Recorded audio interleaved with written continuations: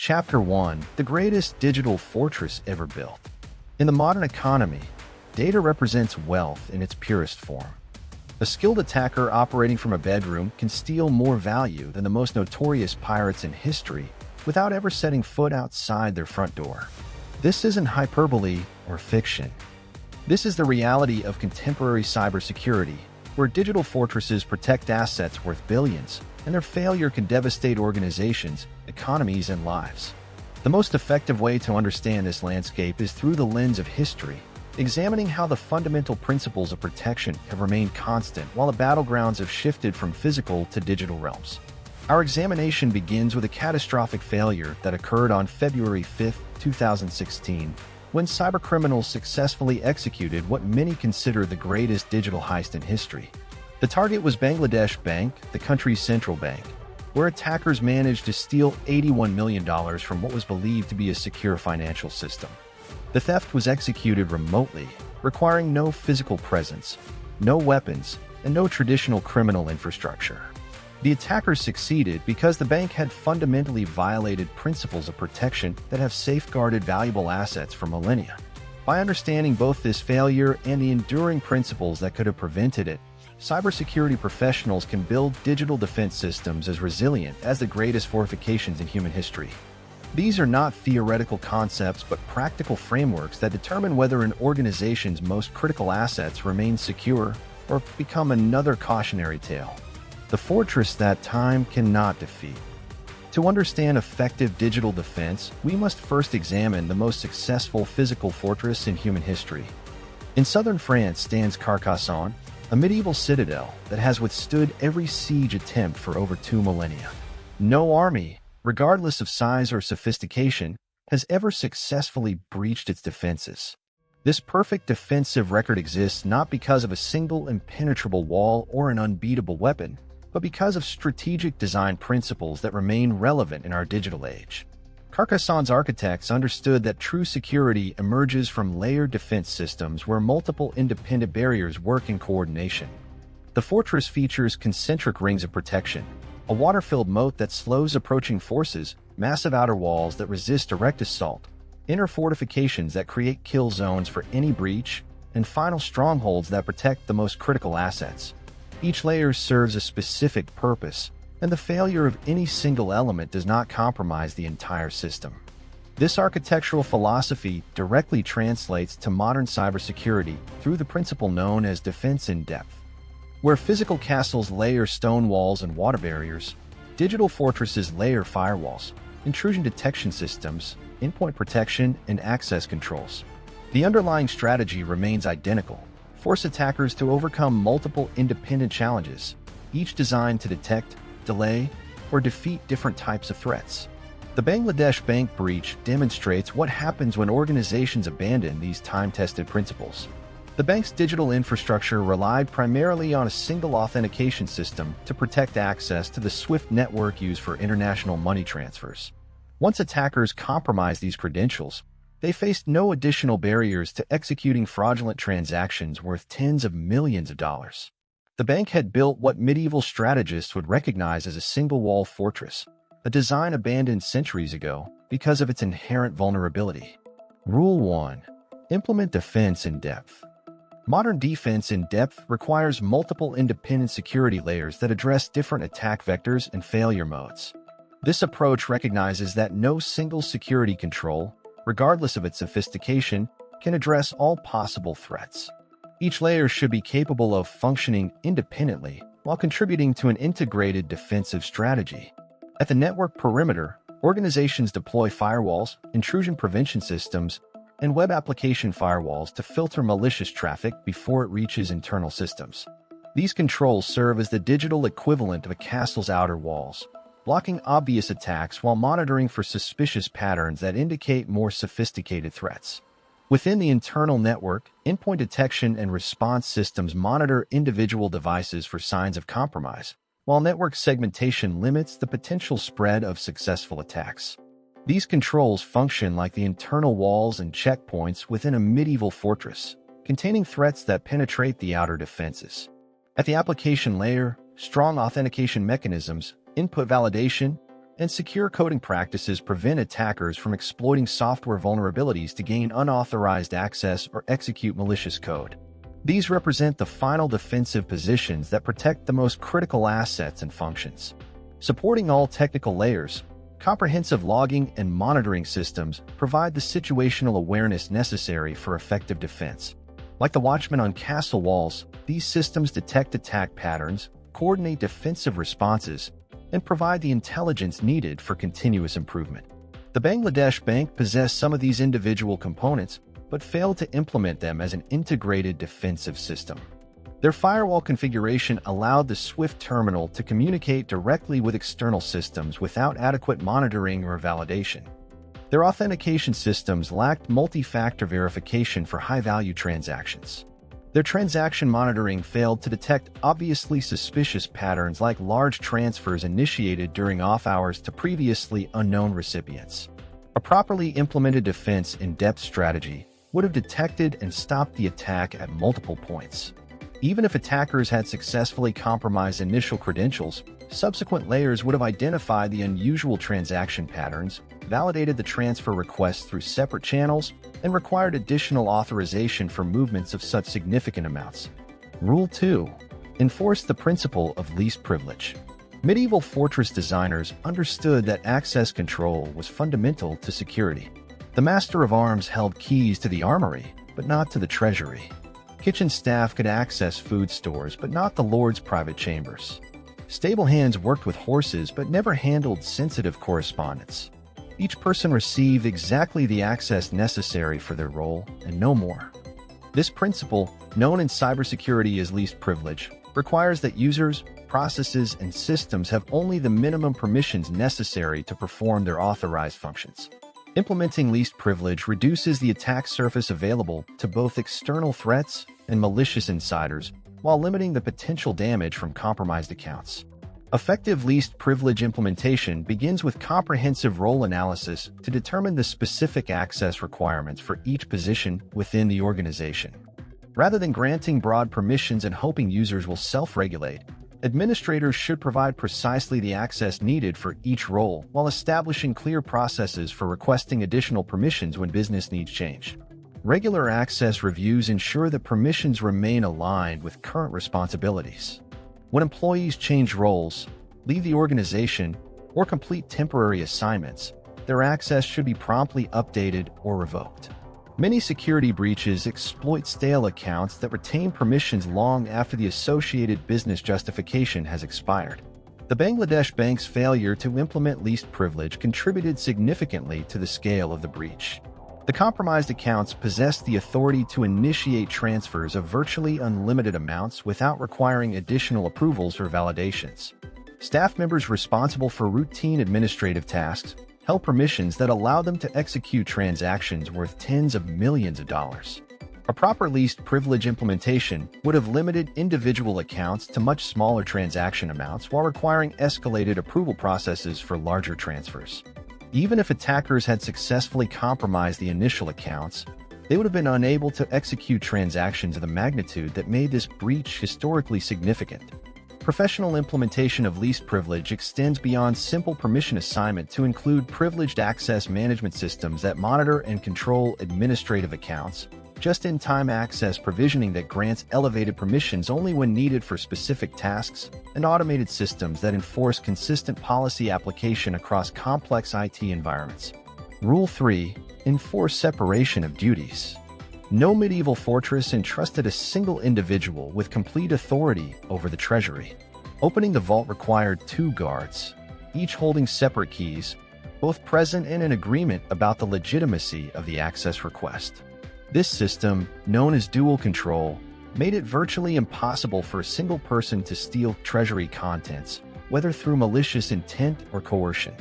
Modern separation of duties applies this same principle to critical business processes, ensuring that no single individual can complete sensitive transactions without oversight and approval from another authorized person. This control prevents both intentional fraud and accidental errors while creating audit trails that enable effective investigation of unusual activities. In financial systems, one person initiates transactions while another person approves them. In software development, programmers write code while separate security teams review it for vulnerabilities before deployment. In system administration, one administrator grants access while another audits the appropriateness of those permissions. The Bangladesh bank's failure to implement effective separation of duties was perhaps their most critical error. The same user accounts that initiated the fraudulent transfer requests also possessed the authority to approve those transfers.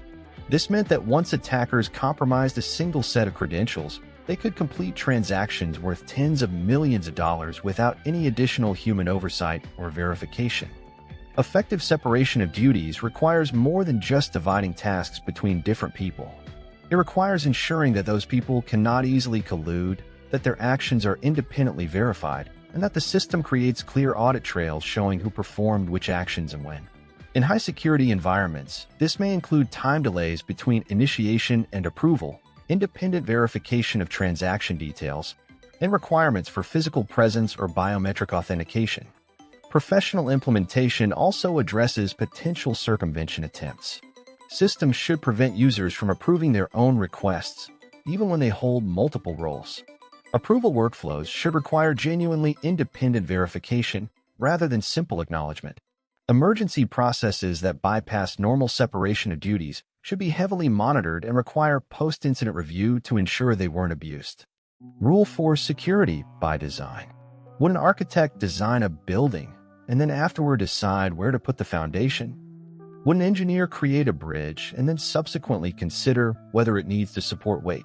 These questions seem absurd because we intuitively understand that fundamental characteristics must be considered from the beginning of any design process. Yet many organizations develop information systems with functionality as the primary concern, treating security as an afterthought to be addressed once the system is operational. Carcassonne demonstrates the power of security by design. Every decision, from the selection of the hilltop location to the specific angles of the walls, was made with defensive considerations as a primary factor. The result was a fortress that has never been conquered because security was integrated into its fundamental architecture rather than added as an enhancement. In modern cybersecurity, security by design means incorporating security considerations into every phase of the system development lifecycle. During requirements gathering, security requirements receive equal priority with functional requirements. During architecture design, security controls are integrated into the fundamental system structure rather than bolted on as separate components. During development, secure coding practices prevent vulnerabilities from being introduced in the first place. This approach, often called shift-left security, recognizes that addressing security issues during design and development is exponentially less expensive than retrofitting security into operational systems. Vulnerabilities identified during design cost pennies to fix. The same vulnerabilities discovered in production systems may cost thousands or millions of dollars to address while potentially exposing the organization to significant risk during the remediation process. The Bangladesh bank's systems were clearly designed with efficiency and functionality as primary concerns.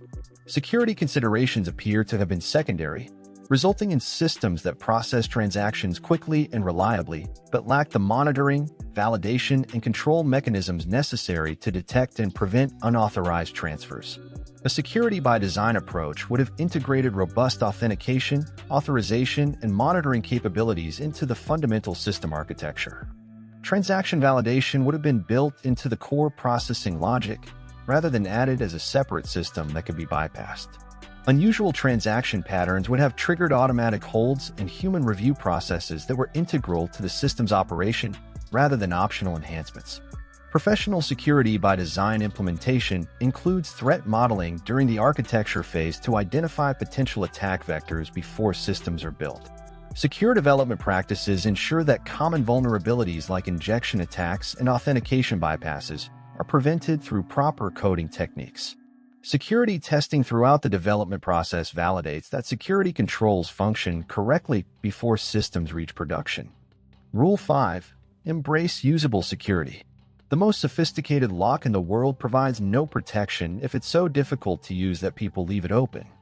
Medieval fortress designers understood this principle, creating defensive systems that were both effective against attackers and usable by defenders. Gates needed to open quickly for friendly forces while remaining secure against enemies. Drawbridges had to be simple enough to operate during battle conditions when visibility was limited and stress levels were high. Modern cybersecurity faces the same challenge. Security controls that are too complex, time-consuming, or frustrating will be bypassed, disabled, or implemented incorrectly. Users will write down passwords that are too complex to remember. Developers will disable security features that interfere with debugging, and administrators will create exceptions that undermine carefully designed security architectures. The principle of usable security, sometimes called the KISS principle, keep it simple, stupid, requires balancing security effectiveness with practical usability. This doesn't mean accepting weak security for the sake of convenience. Instead, it means designing security controls that are both strong and practical for real-world implementation. Password policies provide a clear example of this balance. Complex requirements that force users to create passwords like p@ssw0rd123 may seem secure but often result in predictable patterns, frequent password resets, and written notes that completely undermine the intended security benefit. In contrast, policies that encourage longer but simpler passphrase like correct horse battery staple may be both more secure and more usable. The Bangladesh bank security failures may have been partially caused by overly complex procedures that encouraged workarounds. If legitimate transaction processing required navigating cumbersome security controls, staff members may have developed informal processes that bypass those controls. Attackers could then exploit these workarounds to execute fraudulent transfers using processes that appeared normal to automated monitoring systems. Effective usable security design requires understanding the actual workflows and constraints of the people who must use security controls daily. Security requirements should be integrated into normal business processes, rather than added as separate steps that interrupt productive work.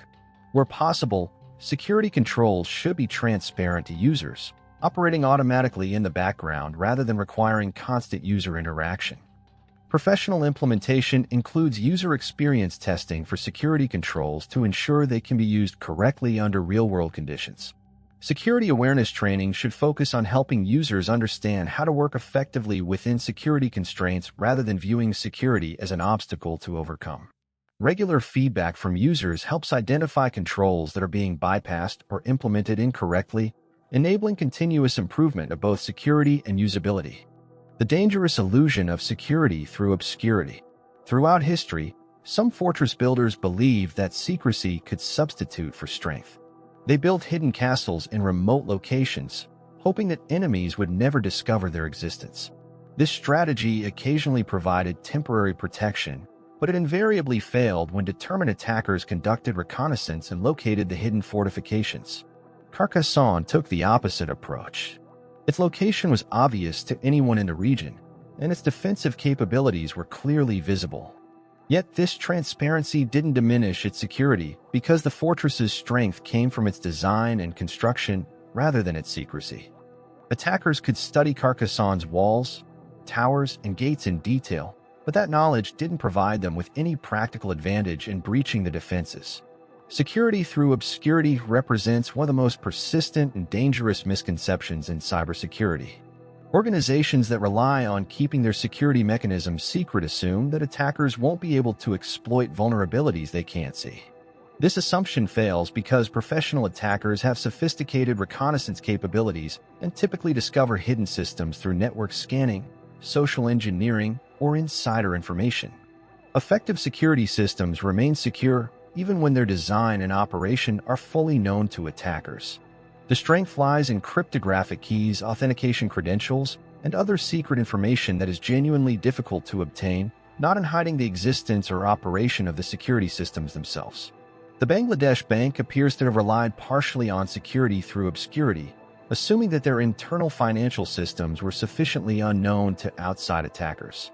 This assumption proved catastrophically wrong when attackers demonstrated detailed knowledge of the bank's swift implementation, transaction processing procedures, and internal system architectures. Professional security design follows Kerckhoffs's principle, which states that a cryptographic system should remain secure even if everything about the system, except the key, is publicly known. This principle extends beyond cryptography to all security controls. Effective firewalls, intrusion detection systems, and access controls remain effective even when their configuration and operation are known to potential attackers. The strongest security systems in the world, including those protecting military and intelligence systems, are based on publicly documented standards that have been extensively tested by security researchers. Their strength comes from correct implementation of proven techniques rather than from secrecy about their operation. The $81 million lesson. The Bangladesh bank breach represents a perfect case study in how the violation of fundamental security principles can lead to catastrophic consequences. Each of the principles we have examined was violated in ways that directly contributed to the success of the attack and the magnitude of the losses. The absence of defense in depth meant that once attackers breached the initial authentication layer, they encountered no additional barriers to executing fraudulent transactions. A properly layered defense would have included transaction monitoring systems that flagged unusual patterns, secondary authentication requirements for large transfers, and network segmentation that limited the attacker's access to critical systems. The failure to implement least privilege gave the compromised accounts far more authority than necessary for their intended purpose. Even if the accounts had been compromised, proper privilege limitations would have prevented the execution of transactions worth tens of millions of dollars. The lack of separation of duties allowed single accounts to both initiate and approve massive transfers, eliminating the human oversight that would have detected and prevented the fraudulent transactions. The absence of security by design resulted in systems that prioritized efficiency over security, lacking the built-in controls that would have made such an attack impossible from the outset. Poor usable security may have encouraged workarounds that attackers exploited, while reliance on security through obscurity failed to provide meaningful protection once attackers invested in understanding the target systems. The total cost to implement all of these security principles would have been a fraction of the losses suffered in the breach. Conservative estimates suggest that comprehensive implementation of proper security controls would have cost less than $500,000, compared to direct losses of $81 million plus immeasurable damage to the institution's reputation and trustworthiness. Professional application and career development. Understanding these fundamental principles provides the foundation for every advanced cybersecurity framework and methodology. The NIST Cybersecurity Framework, ISO 27001, CIS controls, and Zero Trust architecture all build upon these same basic concepts, applying them to increasingly complex technological environments.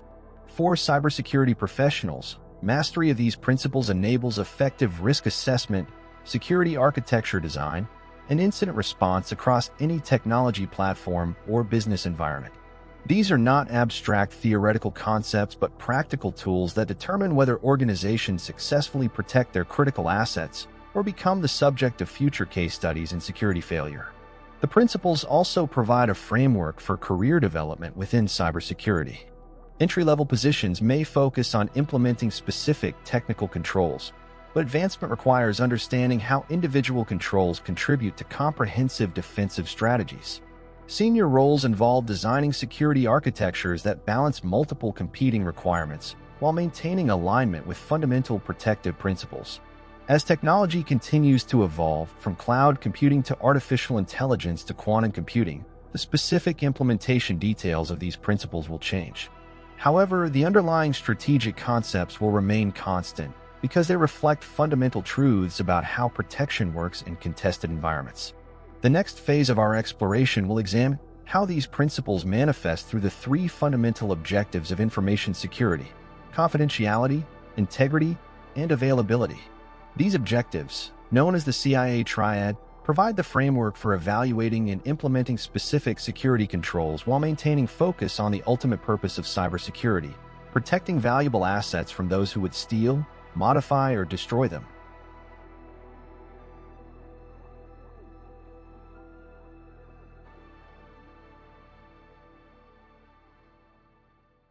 If you enjoyed this video, be sure to subscribe to the channel for the latest updates.